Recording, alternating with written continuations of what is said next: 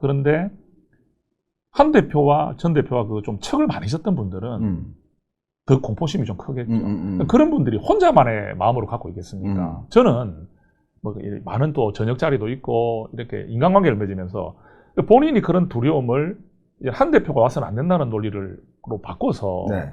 자꾸 이제 그런 일단 불이익을 만들어낼 것 같아요. 그러면 그런 의원이 5명, 10명 정도라 하더라도 네. 본인과 정말 가까운 관계를 가지고 있는 의원들은 그 이야기에 경청을 하게 되고 또 그죠? 그렇다. 뭐 이렇게 되고 그런 일이 생기다 보면 그 사람들의 숫자가 제법 많아지지 않습니까? 네네. 이런 분들이 아직도 우리 당에 좀 있다. 아하. 제법 있다. 그렇다면 지금 좀 변화는 느껴졌는데 이 부분은 또 그분들만 탓하기보다는 한 대표께서도 조금 이제 노력은 좀 하시려고 하는 것 같아요. 그렇겠죠. 의원들 간의 소통을 늘리고 또 진정성도 전하고 그래서 한 대표께서 복당을 서두르지 않고 소통의 시간을 가지고 공감하는 시간을 가지면서 좋은 적기에 복당을 이제 하려는 의지를 보이지 않겠나 싶거든요. 네. 그래서 이 부분은 이제 한 대표께서 좀 가진 숙제긴 한데 제가 말씀드리고 싶은 것은 한동훈 전 대표는요, 제가 바라보는 한동훈 전 대표는 어느 한 사람을 타겟으로 삼아서 제거하고 어떻게 하고 하는 그런 생각을 하는 분이 아닙니다. 맞아요. 네.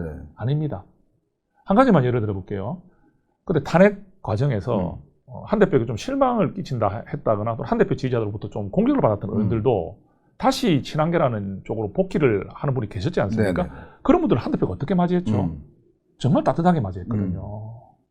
그런 걸 보면 한 대표의 마음이 좀 왜곡되어 있는 그런 식으로 좀 한 대표의 그런 마음과 다른 부분들로 공격하는 대상들이 더 그런 쪽으로 좀 공포심을 유도하고 있는 것도 있지 않나. 네. 이래 보입니다. 어쨌든 뭐 시간 문제로 저는 봅니다. 예. 이게 뭐 급속히 복당이 이루어질 경우에 또 이제 반대자를 또 강하게 뭉칠 수 있으니까 저는 뭐 이제 앞으로 남은 거는 결국 시간 문제라는 그런 생각이 들고 아무래도 이제 우리 정 의원님께서 이제 부산이시니까 부산에서 이번에 한동훈 의원의 좀 선거운동 하는 걸 보면 참 저도 이게 세상에 우리가 이제 정치를 평론하고 분석하는 사람은 이제 현장에 있는 걸 놓고 이렇게 분석을 하잖아요. 이렇게 삼자 구도로 가고 이렇게 예전에 이런 표가 있으니까 이건 좀 힘들다. 뭐 이렇게 이제 분석을 하잖아요. 근데 거기서 제일 강조하는 게 뭐냐면 그 당사자의 의지와 노력이에요. 이제 그거에 대해서 뭐 다들 뭐 10%밖에 못 얻을 거야. 뭐 안 돼. 3등 해. 뭐 했지만 그러나 그 사람의 노력과 의지는 이거는 거의 초인적이었거든요. 아마 선거운동도 해보셨으니까 이번에 한 의원 선거운동 보시면서 어떤 느낌이 드셨어요? 두 가지죠. 네. 첫째는 정말 대단한 분이다. 둘째는 짠하다. 네, 마음이 울컥해지는 마음. 저도 그 선거를 뭐 한국교총회장 선거도 해보고 국회의원 선거도 해봤지만 직접 선거를 뛴 사람 아니겠습니까? 그 저도 이제 단속 공천 받고 내려서 50일 정도의 시간으로 부산 친구 갑에 들어갔었거든요. 그래서 한 대표의 마음을 좀 알아요. 저도 이제 부산 친구가 되는 당시 때 거의 한 50일 정도 시간 안으로 선거를 해결했어야 되기 때문에 그 어떤 상황을 좀 잘 이해를 하고 있거든요. 저는 당대표 선거하고 다른데 어떻게 저런 정도의 선거를 할까? 첫째는 진심이 묻어난 것 같아요. 처음에는 저게 뭐 쇼한다 하는 비판하는 사람이 있었겠죠. 근데 저 거의 뭐 2달 깎게 되는 시간 동안 하루가 얼마나 깁니까? 뭐 한 5, 6군데 왔다 갔다 해도 뭐 점심시간밖에 안 됐다 말할 정도로 이 선거 하루는 길거든요. 근데 그런 가운데서 대표가 단 정말 한순간이라도 최선을 다하는 모습. 저는 이렇게 생각했어요. 아니 귀갓길에 그 마지막 차 타고 오는 분을 병원을 인사를 가는 걸 보고 다음날 아침에 일찍 일어나서 또 출근 이사를 하셔야 되면 요 사이에 집에 들어가서 샤워도 해야 되고 마지막 이런 메시지 같은 거는 좀 봐야 되는데 잠을 몇 시간 자고 계시지? 그럼 이게 하루 이틀이 아니라 이 긴 시간을 하려면 체력적인 부분도 굉장히 문제가 될 건데 근데 정말 뭐 목이 쉬는 거는 제가 확인을 했지만 정말 대단한 것 같습니다. 그리고 저도 처음에 그 우리 도시락 할머니지 않습니까? 그거 그 동영상 다 봤거든요. 저 모습은 정말 한 대표가 그동안 한 대표라는 분에 대한 한동훈 의원의 그 모습을 진정성 있게 보여준 하나의 참 사례였다. 정말 아무런 꿈이 없이 참 그 적극적으로 있었던 일 아니겠습니까? 그래서 그런 부분에 있어서 한 대표가 초인적인 힘을 발휘했다. 자, 그러면 초인적인 힘을 발휘한 이유는 역시 이 선거를 이재명이 찍은 하정우, 장동혁이 찍은 박민식. 이 부분을 이기지 않으면 나는 한동훈의 존재감은 없다. 이 인생에서 가장 앞으로도 다시는 이런 정도의 중요한 선거는 오지 않을 것이라는 정도의 마음으로 뛰신 것 같아요. 그리고 배우자께서 또 그렇게 또 뛰시는 모습도 참 마음이 그랬고요. 그래서 한 대표의 그 대단한 그 모습과 그 초인적인 모습, 그리고 진정성 있는 모습들은 한동훈에 대한 평가를 또 한 단계 더 업그레이드한 그런 선거였다고 봅니다. 이번에 아마 오늘 조선일보에 아마 한동훈 의원이 인터뷰를 했던데요. 본인이 이걸 황산벌 전투다 그렇게 이제 표현을 했더라고요. 전투에서 승리하고 돌아왔다 하는데 참 마지막에 그래도 이게 아슬아슬했어요. 진짜 처음에는 뭐 여론조사 상으로 보면 뭐 그래도 조금 간격을 두고 이길 줄 알았는데 이게 이제 투표율이 70.2%인가요? 뭐 그런 상황에서 이 출구조사 결과가 나왔는데 1% 뒤지는 결과가 나왔잖아요. 맞습니다. 그러면서 굉장히 긴장했고 또 사전투표가 까지면서 이게 사실은 좀 뒤지다가 결국 이제 본투표가 가면서 이제 역전을 했던 그런 결과인데 저 이제 보시면 정말 지난 저도 이제 그 개표 방송 하면서 이게 뭐 마음이 아주 그냥 심장이 그냥 쪼기쪼기 하더라고요. 자, 그런 걸 보면 막판에 솔직히 이제 박근혜 전 대통령이 기장에 왔지 않습니까? 맞습니다. 근데 기장 군수는 떨어졌어요. 근데 제가 이제 한 대표한테도 그런 이야기를 들었는데 이게 이제 박 전 대통령이 오고 난 뒤부터 하정우 지지층들의 결집도가 굉장히 빨라졌던 것 같더라. 이런 이야기를 하더라고요. 사실 저도 부산 지역에 큰 영향이 있다 생각하지는 않지만 지금 이게 접전 아닙니까? 우리가 이게 한동훈 전 대표가 아무리 잘하더라도 많은 표차로 이기기는 쉽지 않은 구조 맞죠? 이런 상황에서 박근혜 전 대통령이 미치는 영향이 미미하더라도 그 미미한 것조차도 선거 결과에 영향을 줄 수 있는 부분이 있기 때문에 저도 긴장을 했습니다. 그렇지만 한 의원도 그렇고 저도 그렇고 박근혜 전 대통령의 그런 모습을 비판할 수는 없거든요. 그렇죠. 그렇다면은 마지막에 그런 부분이 있었던 것이 일정 부분 작은 부분이라도 영향을 있었을 것이다. 그래서 43% 대 41 정도에서 약 2% 정도 차이로 초접전 양상이 됐을 것이라 보고요. 그래도 이명박 대통령이 내려오고 하는 이런 부분들에서 박민식 후보에 대한 좀 호의적인 발언들을 좀 하셨거든요. 결론적으로는. 그렇다면은 이 부분에서 한 대표께서 신경 쓰이지 않는 모습을 보이지만 내심 긴장하셨던 것 같기도 하고요. 그래서 이번 선거가 저는 보기에 혼자서 일궈낸. 그래서 아까 한 대표께서 황산벌 전투라고 하셨는데 저는 그 계백 장군의 황산벌 전투에서 계백의 모습이라고 생각하면서도 황산벌 전투는 결국 김유신에게 졌지만 한 대표는 승리했습니다. 그게 다른 점입니다. 5천 명의 결사대로 5만 명의 신라군과 맞서 싸웠던 계백 장군은 정말 처절한 싸움으로서 김유신과 맞섰지만 결국은 황산벌에서 뼈를 묻었지만 한 대표는 그 수많은 한 대표를 떨어뜨리려고 하는 그런 많은 세력들과 많은 분들과 맞서서 혼자 싸워서 이겼다고 보기 때문에 이 승리는 정말 어느 누구도 패할 수 없는 진정한 승리고 확고한 승리였다. 그래서 명분을 가졌기 때문에 복당도 서두르지 않겠다는 이런 나름의 어떻게 보면 좀 넓은 모습을 보이고 있지 않습니까? 이런 부분들과 당대표를 그만두지 않으려고 버티는 장동혁 대표의 모습은 대비될 수밖에 없다. 이렇게 봅니다. 저는 그렇게 봤어요. 이게 참 의병이었잖아요. 사실은 선거 캠프도 그렇고 선거 운동도 그렇고 다 북갑 주민들이 하셨잖아요. 근데 저쪽은 뭐 장수들이 뭐 엄청 내려와서 중앙에서 내려와서 세도 과시하고 했는데 정말 의병들만 모아서 광군을 상대로 해서 물리쳤지 않습니까?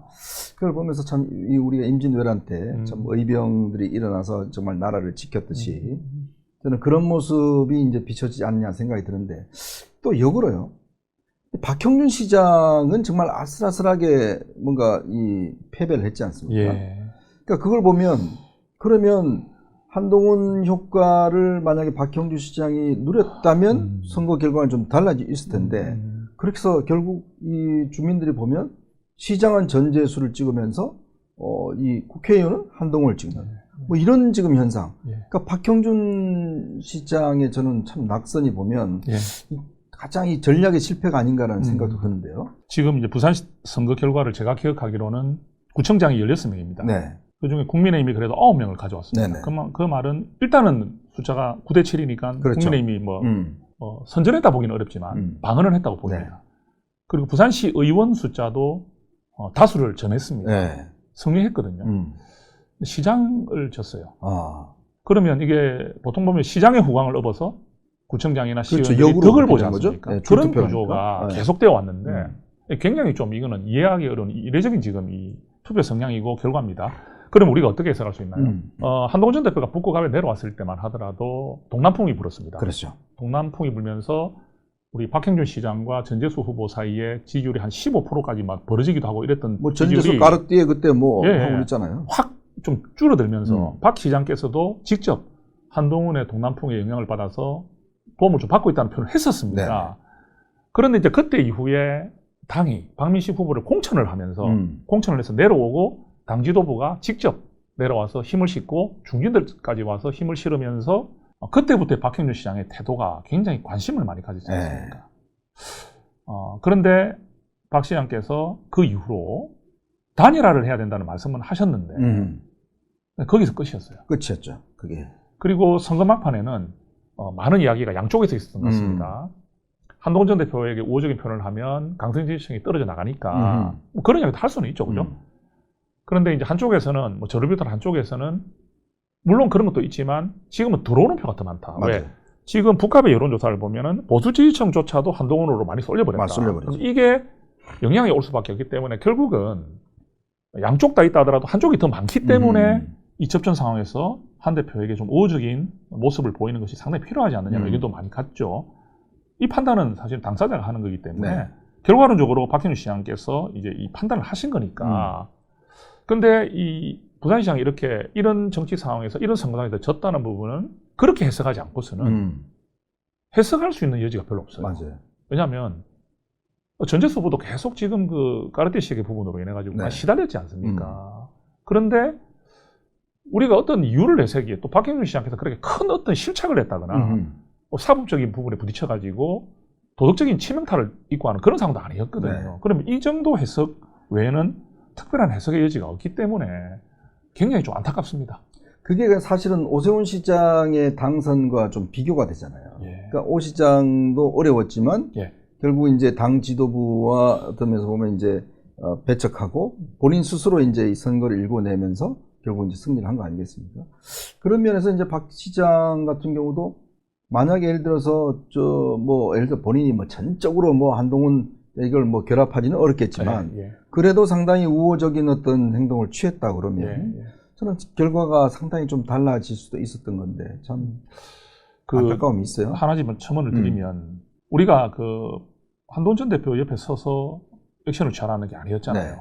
그는 또 여러 가지로 또 문제가 또 될 수도 있는 부분이라고 생각한다면은 박영진 시장이 우리 그 박형준 시장께서 할 수 있는 어떤 그 이미지 또는 그 어떤 표현을 함으로 인해서 한동훈 전 대표를 강하게 지지하고 있는 많은 분들이 박 시장이 한 대표와 지금 좀 우호적인 그런 태도를 보이는구나 이제는. 네네. 이 시그널만 주면 되는 거예요. 네. 그죠? 그런 상황이 조차도 제가 보기에는 별로 없었던 것 같아요. 제가 이 선거전이 이렇게 끝나고 보면요. 이제 많은 분들, 제 주변에 있는 분들이 뭐 누가 찍었다, 뭐 때문에 찍었냐 이렇게 쭉 조사를 해보면 아까 말씀하신 그런 하나하나가 꽤 영향을 많이 미치는구나라는 생각을 들었어요. 그리고 이게 입소문, 제가 최근에 아마 저 MBC PD수첩인가요?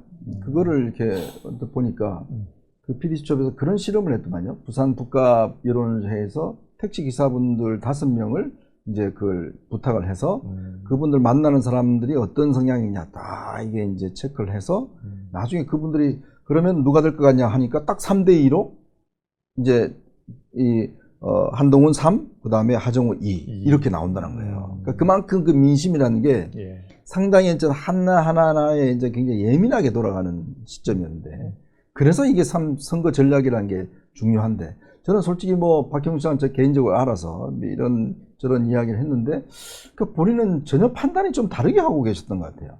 뭐 충분히 이길 수 있다라는 그런 판단을 하셨던 것 같아요. 저도 좀 비슷하게 생각을 합니다. 이 마지막 결집을 해줄 것이다. 부산 시민들이 지금까지 보여오셨던 모습은 이 수치와는 조금 다르게 막판 결집은 사실 실제로 그건 있었습니다. 그죠? 그에 대한 기대는 할 수는 있어요. 당연히 할 수는 있습니다. 저는 박 시장이 그런 생각 할 수 있다 봅니다. 다만 지금 분위기가 그 분위기에만 기대기에는 그죠? 예전에 총선 때하고는 다른 게 우리는 그때는 분열되어 있는 상황이 아니었지 않습니까? 그럼 지금은 확고하게 지금 분열이 되어 있는 상황인데 내가 박 시장께서 한동훈 전 대표에 대한 태도를 어떻게 하느냐에 따라서 내가 투표를 어떻게 하겠다는 표현까지 하는 상황에서 부산 시민들의 막판 결집에만 기대하기에는 좀 불안했다는 거죠, 제 말은.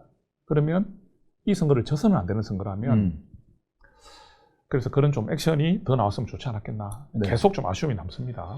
사실 이제 한동훈 의원이 보니까 이제 북갑을 넘어서서 이제 부산 지역 뭐 지난번에는 아마 정현욱 의원하고 그 해운대도 같이 가고 하시는 모양인데 부산 전체 여론은 좀 어떻습니까? 앞으로 이제 한동훈 의원이 이제는 부산이라는 지역적 배경, 즉 YS의 계승자라는 지역적 배경을 갖고 이제 하는 거 아니겠어요? 이제 그런 걸 아마 본인도 아마 그런 생각을 가지고 있는 것 같고 결국 부산이 어떤 그동안 대통령을 쭉 배출했지만 그래도 부산의 정통은 YS지 않습니까? 그렇죠. 이제 그렇다면 앞으로 어떤 부산의 어떤 지역적 기반, 사실은 연고는 없지만 이번 북갑 선거를 통해서 이제 지역적 기반을 가진 거고, 그렇죠. 그걸 부산으로까지 확대할 수 있을 것인지, 이제 그게 이제 관심인 것 같아요. 김영삼 전 대통령에 대한 공과에 대한 평가를 뭐 다양하게 하시지만 좀 저평가되어 있다는 이야기는 우리가 많이 하잖아요, 그죠? 저평가되어 있는 건 저도 그 공감을 합니다. 그리고 이제 그 당시 때 1992년에서 1997년 정도 때 5년 임기를 하셨기 때문에 지금 벌써 이제 30년 전에 그렇죠. 이제 대통령 재임을 하신 분이거든요. 그럼 그 이후에 이 불경을 좀 대표할 수 있는, 부산을 대표할 수 있는 정치인은 사실 없었죠. 네, 맞아요. 물론 나름의 역할이 큰 분들은 계셨지만 우리가 말하는 정말 그 지역을 상징할 수 있는 대구 한번 박근혜 대통령 이런 것처럼 그죠. 그런 상황에서 부산이 그런 그림이 좀 있는 것 같아요. 사실 우리가 대구 쪽에서 12석 정도 있고 우리가 부산이 18석인데 부산이 한두 석 뺏기더라도 숫자는 또 부산이 더 많다 아닙니까? 그죠? 그만큼 우리가 지분이 큰 지역이죠. 그렇죠. 그런데 정치적 어떤 영향력이나 정치적 힘이 우리가 TK에 비해서 오히려 약하지 않느냐는 비판하는 분도 계세요. 그렇다면 그 구심점이었기 때문이거든요. 그래서 저는 이제 한동훈 전 대표가 북구갑에 왔을 때 이제는 그 지역에서 태어나느냐 안 태어나느냐 이분도 물론 중요는 하지만 한동훈이라는 그 정치인이 북갑을 선택했다는 것. 그럼 이제부터 북갑에서 정치를 어떻게 시작을 했지만 거기서 끝내겠다는 뜻 아니겠습니까? 그렇죠. 다른 데 가겠어요? 이렇게 가장 정치적으로 중요한 시기에 본인을 선택해 준 지역을 어떻게 떠납니까? 그러면 지키거든요. 그러면 이제는 여기서부터 앞으로 또 젊지 않습니까? 한 대표께서도. 그죠? 그러면 앞으로 부산에서 계속 정치를 하게 된다면 부산 의원들 간의 관계도 이제 계속 또 좀 개선이 되고 또 많이 또 친분도 쌓일 것이고 이런 상황에서 부산 의원들도 한동훈의 힘이 필요합니다. 그죠? 그렇죠. 왜냐하면 항상 민주당을 압도하는 지역은 아니기 때문에. 그래서 저는 한 대표께서 이제 이 선거 전에도 YS 이야기를 했어요. 뭐 저도 그때 뭐 영화 보러 가는 것도 저도 같이 갔었거든요. 우리 그 YS 재평가에 관련된 영화 김영삼 이야기를 우리 그때 할 때 저도 영화 가서 같이 봤는데 그때부터 계속 YS 정신을 한동훈 의원께서 말씀을 하고 계십니다. 이게 느닷없이 나온 게 아니에요. 그러면 저는 이제 이 부산을 중심으로 한 이 PK 지역에서 한동훈을 통한 보수 재건의 바람이 시작되는 상징이 크죠. 그러니까 부산이나 대구에서 어떤 분위기가 시작되는 거라 봐야 되잖아요. 지금까지 대구에서 많은 그런 역할을 했다면 이제는 YS가 떠난 이후에 이 지역에서부터 보수 재건에 기치를 내걸고 이 동남풍이 수도권까지 갈 수 있는 그 일을 해야 될 분이 한동훈 의원이고 또 한동훈 의원의 그런 역할이 부산 의원들에게 많은 공감을 일으키게 된다면 이게 세력화가 되지 않겠나. 지금은 부산 의원들도 제가 이렇게 좀 말씀을 좀 나눠보면 대체로 호의적인 분들이 더 많습니다. 한동훈 전 대표에 비토하는 분들이 숫자가 소수예요. 그렇다면은 많은 분들이 부산도 지역에 있는 분들도 한 대표에 대해 호의적인 마음을 갖고 있기 때문에 한동훈 전 대표의 정치 앞으로의 미래는 밝다. 저는 그렇게 보입니다. 특히 이제 뭐 마지막 질문을 좀 드려야 될 것 같은데 이제 아무래도 한동훈 의원이 이제 공소 취소 문제를 가지고 이제 본인은 거리로 나서겠다. 오늘 또 검찰이 미래위원회 발족했는데 아주 강한 뭐 경고합니다. 거기서 이제 법무부에 대한 행태에 대한 지적을 했는데 아무래도 이게 이제 앞으로 중요한 전국의 핵심 이슈가 될 거 아니겠습니까? 맞습니다. 이 부분을 이제 한동훈 의원이 뭔가 주도권을 잡고 투쟁을 해 나간다 그러면 지역적으로도 그렇고 정치적으로도 상당히 이슈 선점권이 있을 것 같아요. 그때 한동훈 전 대표, 한동훈 의원이 대장동 그 항소 포기를 맞아요. 가장 강하게 찌르고 들어갔죠. 그 새벽에 이야기를 했죠. 그 우리 뭐 국회의원도 아니고 밖에 계시면서도 민주당을 긴장시키고 정말 최고의 그 어떤 전투력을 보여줬지 않습니까? 지금 이 공소 취소 같은 경우도 한 대표 그 한동훈 의원 같은 경우는 검찰에서 지금 계직하면서 법무부 장관을 했던 분이기 그렇죠. 때문에 이게 어떻게 문제가 될 것이고 앞으로 이게 억지로 추진되거나 이렇게 됐을 때 나중에 어떤 결과가 올지 알고 계시는 것 같아요. 급소를 알고 있죠. 그러면 지금 정권의 눈치를 보고 여기에 행동으로 따라주는 그런 분들, 세력들은 나중에 반드시 국민의 심판을 받을 것이다. 네. 이거를 보이는 거죠. 그리고 우리가 상식적으로 앵커님 우리가 본인에 대한 재판을 본인이 받아야 되는 재판을 그거를 취소하게 하는 그 작업을 하는 분들을 네. 해라고 일에 하는 걸 이게 상식적으로 맞는 겁니까? 그렇죠. 그러니까 기소가 돼서 재판을 받아야 되는 일을 당신 재판을 취소해 줄게 하는 그런 부분에 대해서 그래 한번 해보세요 하는 이 부분이 저는 이재명 대통령께서 정말 이게 조작 기소였고 부당한 정치 탄압이었다고 한다면 대한민국의 법원을 통해서 당당하게 재판을 받으시면 그때는 정말 어떻습니까? 본인이 뭐 지금 나는 이제 대통령이 끝나면 재판 받겠다 이렇게 하면요 저는 앞으로 4년 동안 정말 이 탄탄한 권력을 유지할 수 있을 것 같아요. 그렇죠. 참 그게 일반적 생각인데.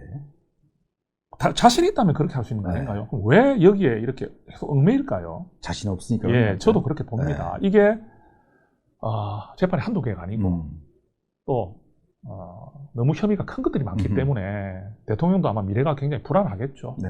한 대표께서 지금 전곡을 찌르고 있다 이렇게 생각합니다. 네, 앞으로 뭐 오늘 또 이제 국정조사 보고서가 이제 국회에서 통과될 것 같고요. 또 이제 아마 한동훈 의원의 역할, 거기 또 정성구 의원께서 또 함께 하실 역할이 앞으로 클 것 같습니다. 자, 오늘 또 본회의 있으시니까 또 보내드리고 저희는 잠시 후에 다시 또 뉴스쇼 계속 이어가도록 하겠습니다. 오늘 나오셔서 고맙습니다. 예, 고맙습니다. 네.